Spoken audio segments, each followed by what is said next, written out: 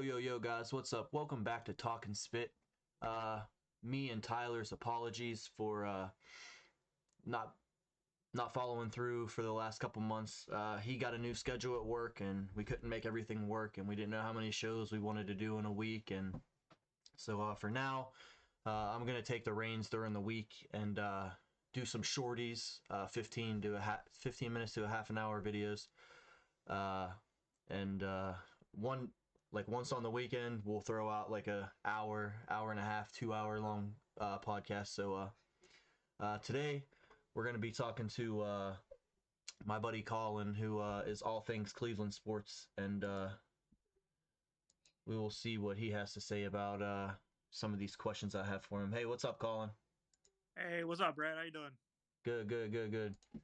uh Bang, Colin's on the phone.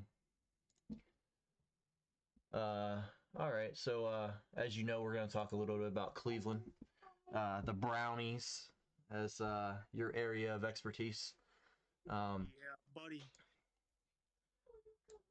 so this is in no way scripted or anything like that. So, no specific order of these questions. But my first question is: after making it to the AFC divisional round, what are your expectations for Cleveland this year? Um, my expectations, I would have to be. I just have to say Super Bowl. That's all there is to it. Um, I know in years past that's kind of been like a joke towards the rest of the NFL, but I think last year they made some serious strides, and I think it's Super Bowl. It's that's all there is to it. Which is an expectation from every team, so I understand that. But I think that the Browns are no longer the Browns. The laughing stock of the league, the jokes, the butts of jokes.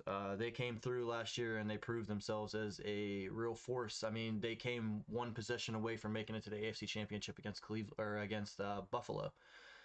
So, I mean, you can't take them lightly for sure. They have key stars at every position. Like, it's insane to look up and down their roster and see what I see now versus what I saw 10 years ago, you know.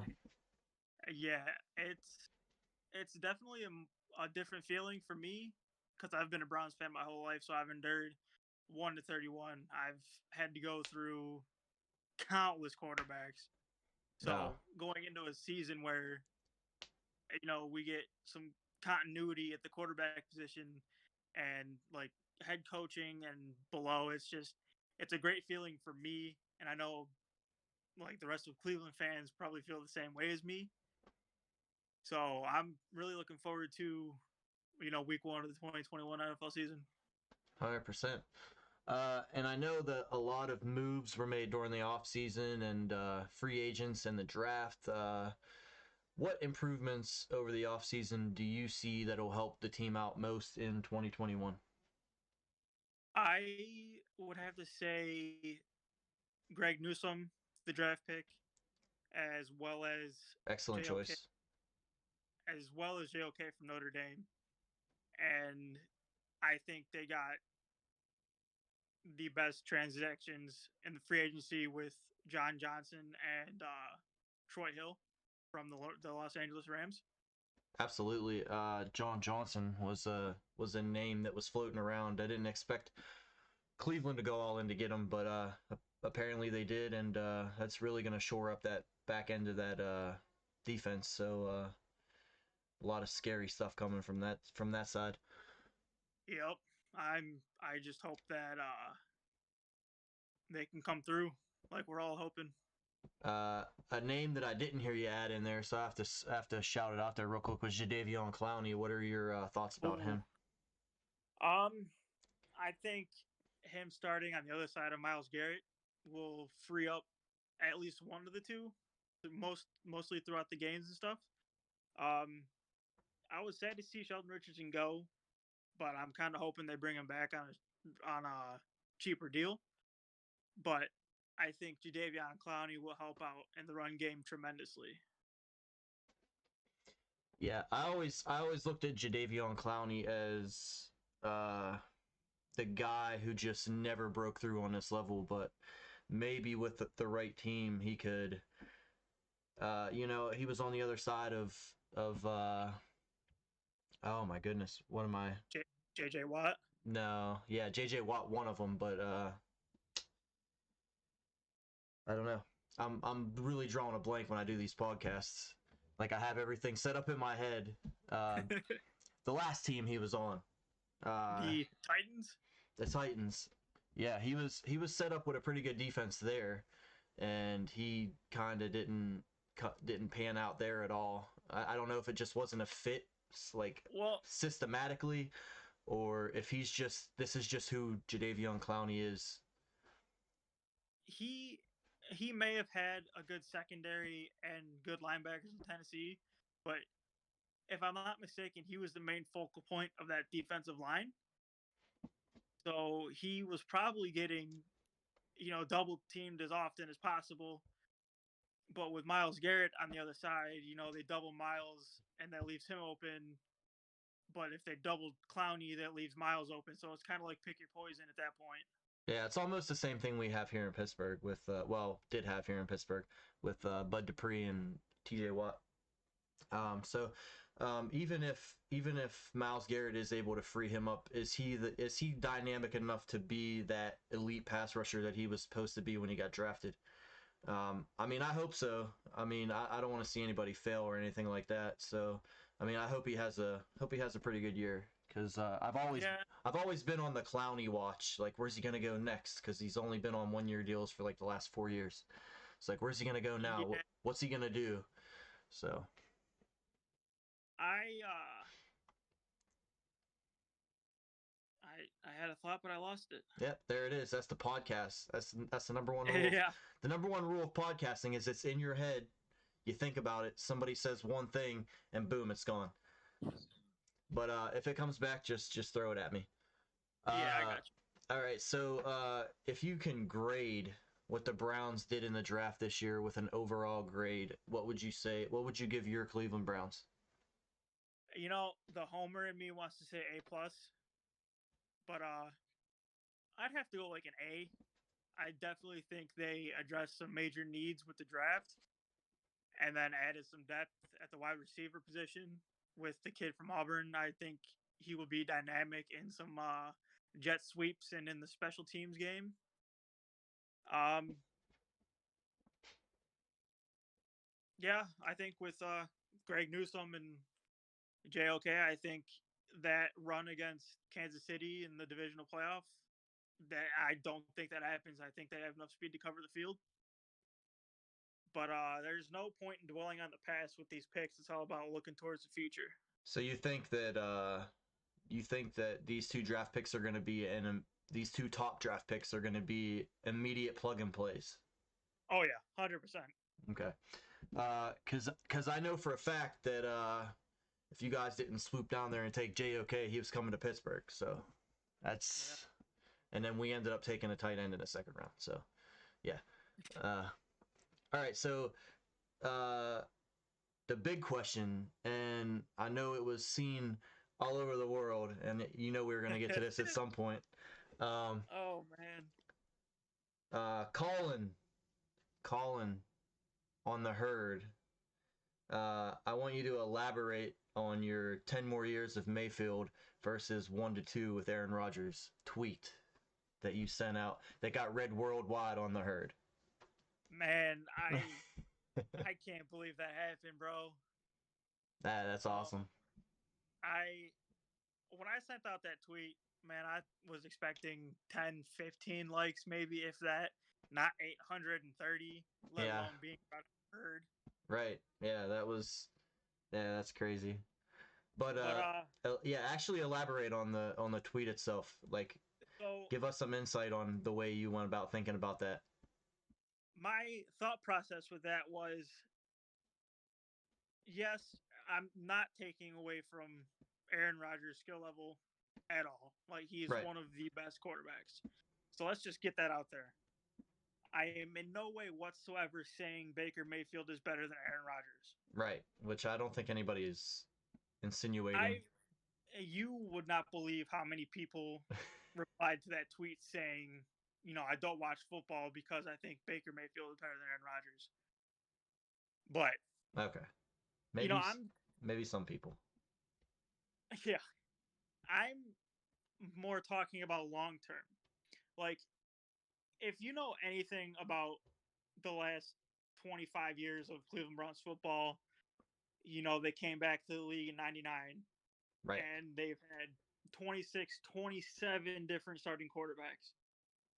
Correct. My thought process was, we've gone through the QB carousel. We finally have one person, one player who fits the scheme that they wanted. So I just thought, yes, there are some Browns fans that want to win now. And I don't blame them. But any sane Browns fan knows that Aaron Rodgers is halfway out the door towards retirement. So Absolutely. I just felt, I'm thinking long term with this. That's Right. pretty much all there is to it. Right. I mean, if you wouldn't take Baker Mayfield for the next 10 years over Aaron Rodgers for the next one or two, I mean, I know you're not specifically saying that about, the Cleveland Browns, but any team would take somebody of Baker's stature for the next 10 years because he's up and coming. He's coming into his own. And Aaron Rodgers has already been there, and what's he won?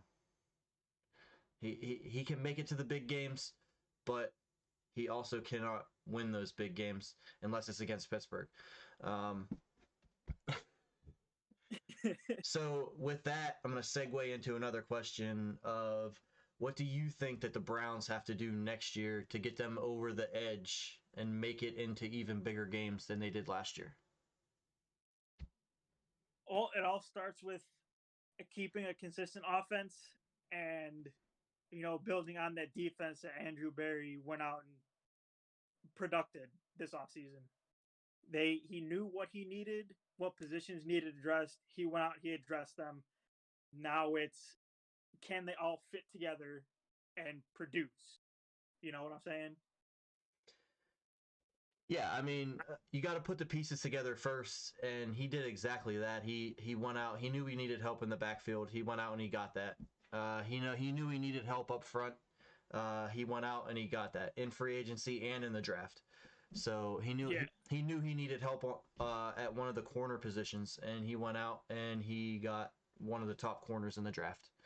So yeah, he definitely constructed this defense the way he needed to 100%. But when you look at your offense and your defense at the same time, what's the game plan to push them up over the top and make sure that they get into bigger games next year? I'm talking AFC Championship, Super Bowl, and winning the divisional round. Getting that far. What's the ultimate thing that they have to do to get over that hump, because they're only going to go up. Yeah. They've been to the lowest of lows. The sky's the limit for this team, I feel. The thing they can do to get to the big game and past the division, the conference, and into the Super Bowl and possibly win it is they need to finish off drives, which means, get to the red zone, don't settle for field goals. And I think with the two-headed monster they have in the backfield, the way Landry and Beckham can cut off the ball, you got Hooper and Njoku, who improved tremendously last season, if you ask me. Plus, you have that kid, Harrison Bryant, who's coming into year 2. I think, not to mention the best offensive line of football.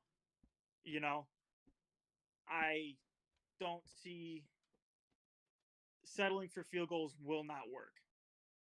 And on the defensive side, it's holding opponents to field goals once they get into that red zone. And they gotta limit the penalties, because penalties were killer last year. As they always are, yeah. But yeah, like you said, you have to get to the red zone and not settle for field goals yourself, and you have to limit the other team maybe to a field goal, if not less, with your defense. It's often harder said than done. So I mean, maybe they could put it together this year and be a top scoring offense and a top 10, top 5 defense somewhere in there to like anything below 15 to 20 is like bend don't break. 15 Yeah, to 15 to 10 is really good. 10 to 5 is very very very good, and then 5 to 1 is the best defenses in the league. So yeah, maybe they can put together like a top 10 offense with a top 5 defense, cuz that's yeah, that's that's a recipe for success right there. So uh, 100. maybe they could do it. And I feel in order to, they're gonna have a few of these games where it's gonna depend on a goal line stand, you know. And last year's defense probably wouldn't do it because they had the worst fourth down percentage in the league, and that can't happen either. Yeah, I'm pretty sure we're not far behind you on that one. Um, awful on fourth down, um, offense and defensively. To be honest, it felt like every time somebody had to convert something short for like a 4th and 2 or below, it was an automatic first down every time. But we could sack you for a 42-yard loss on 1st and 10. So I just don't understand the mentality of a fourth down defense versus the mentality of a first down defense. Maybe it's because it's in a bigger spot and they feel more pressure in that situation. But uh, yeah, I feel the need to tighten up the late down defense. Yeah, I'm pretty sure there was a stat out there somewhere last year that Browns opponents were, I think, perfect on fourth downs against the Browns defense through the first half of the season, I, which is I can crazy. I can believe that that's the case. Um, because only from watching my team, because I know like when it's your team, you always find that one, you always look at that one thing that always happens to your team. Like if you're like, I'm a Steelers fan, as you know, so as soon as somebody comes into a game and they say, "Oh, this guy hasn't scored since March or February 10th of 1994," you immediately know. That he's, You immediately know that he's going to score at least 3 touchdowns in that game. oh yeah, Like that's the one thing I always see with the Steelers, and I'm like, well, that guy's going to score. Like, oh, Terrell Pryor has never had a touchdown of over 50 yards before. First play of the game, 97-yard touchdown run. It always happens. Or somebody scores their first offensive or defensive touchdown against us, or it's always something. So I think as a fan of a specific team, you always pick out that one thing that kind of is in the back of your head all the time, like, oh, well, this guy's never caught a touchdown, so he's definitely scoring today. Or like you said, they're definitely converting this fourth down. So yeah, I think as individual fans of different teams, we tend to find that thing. It's kind of like a niche. We tend to find that thing that has like forever grinded up our team in the past. So um, yeah. Growing up watching the Browns, I can't tell you how many fourth quarter leads were blown, and having 10, 20 point leads going into the fourth quarter.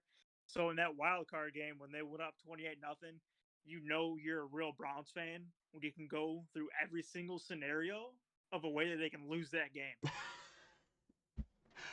oh, I feel it, man.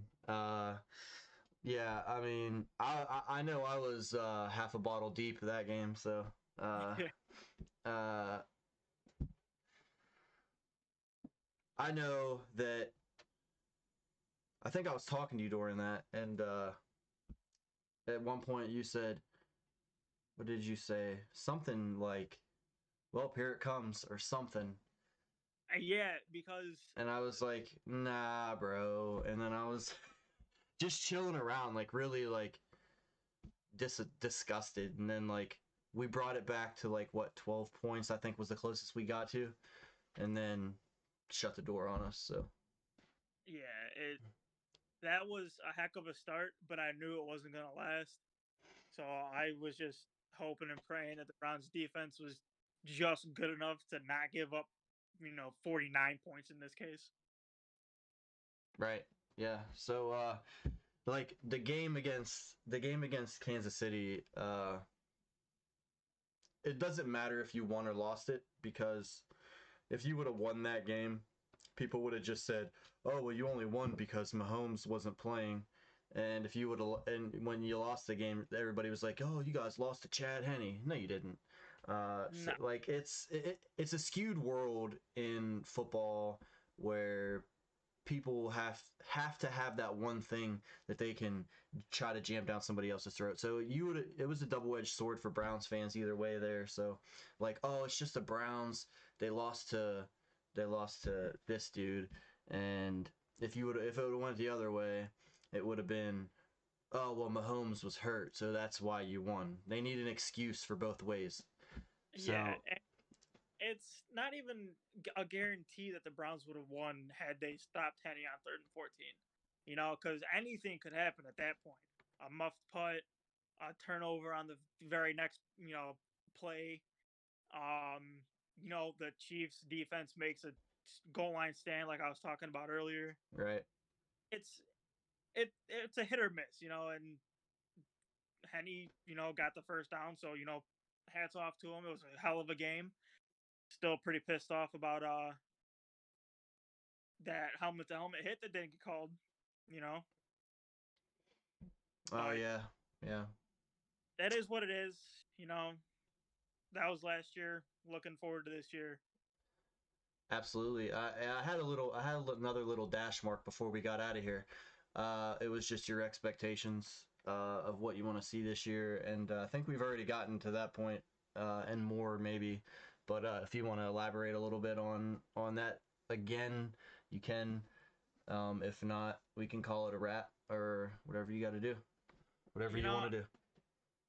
I just I want to see them continue to build on what they built last year. Add on. Um, you went 11-5.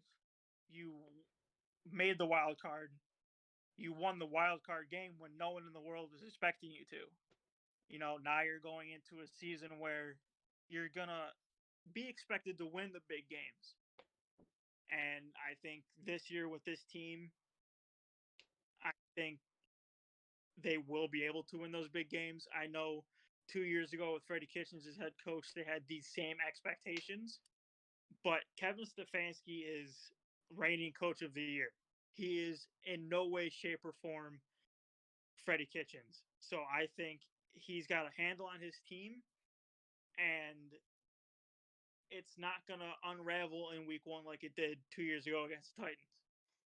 So So, we would say that continuity is probably the biggest factor, and building on top of what you already have, and yeah, having the interior build of these are our guys. We're gonna line up against your guys, and we're gonna make what we wrote down in the game plan work exactly how we wanted it to work, and we're gonna beat you. Is yep. is basically what we need to see from the Browns next year to get them over the hump and to get them possibly into the Super Bowl. And I think, Baker Mayfield's going into a season with the same head coach and the same offensive coordinator and the same game plan for the first time in his career. And I Right. think, this could only mean big things. That's got to help him. 100% has to help him with the familiarity of running the same offense and not having to incorporate new plays. I mean, you always have to incorporate new plays, but at least he there's a base built there already with with Stefanski, and he doesn't have to wait and see who the next guy is coming in and what kind of offense they want to run and what kind of players he wants to build, bring in and build on. Like all the pieces are still there. I don't think anybody Yeah. left. Not a lot of people left anyway, right? So like, No, the up still is coming back. so the building blocks of success are already there. They just need to implement the game plan and win the games. So, I know when Odell Beckham went down, Baker took off along with that offense, and people are saying, like, calling for Odell to get traded because Baker was better without him. They make each other better. I definitely think Odell is that vertical threat that the offense needs to stretch the field. You know, so you got Odell going deep, and you got Jarvis doing a quick slant, and you got Higgins coming underneath on a drag route. It's this. It's the sky's the limit. That's all there is to it. absolutely. I mean, I think they're a good young team, and the only people that can the only people that can prove them wrong is themselves. I think, like you said, the sky's the limit, and maybe good fortunes in their future here soon. So, Yeah, I'm hoping so, man. I really am. uh, but yeah, we're about at our mark, so I'm gonna have to let you go, brother. It was nice talking football again, even though it's not football time. But we'll do this. It's We'll definitely have to do this again very, very shortly. oh yeah, it's always football season, in my opinion. 100%, man. I mean, I for like the last 3 months, I've been doing mock drafts like crazy. Didn't even look at the results to see if I got any people right or anything like that. So it was just like me trying to fill my head with football when football wasn't really there. So Yeah, it's just what I do in the off season. yep. I got you on that, man. Hey man, I appreciate you coming on talking spit with me and bullshitting for a little while. So I appreciate it, man. Yeah, man. Thanks for having me. I look forward to doing this again. And go Browns, and I can talk Browns. I can talk football all day, every day if you need me to. All right, brother. Hey, we'll catch up with you again, maybe soon, Yeah. and we'll see you. We'll see you next time, bro. Yep. Thanks for having me, All man. right, man. Take it easy. You too. That was Colin Ware, my Cleveland boy, one of my closest friends. Uh, one of my closest friends. Very good guy. Um, Loves the Browns. Very passionate about the Browns. So I appreciate him stopping by. Go follow him on Twitter. If you don't know where to find him, go look up the herd. He's at the original C Dub. And if you wouldn't mind, after watching this video, going and following our Twitter page. That is at spit_talkin. That'll be ran by me and Ty. And if you want to subscribe to the page, go ahead and hit the subscribe button. We'll be back at you with a couple more shorts before me and Ty get at it this weekend. All right, guys, that was the first shorty by myself of talking spit, and hope to see you guys soon.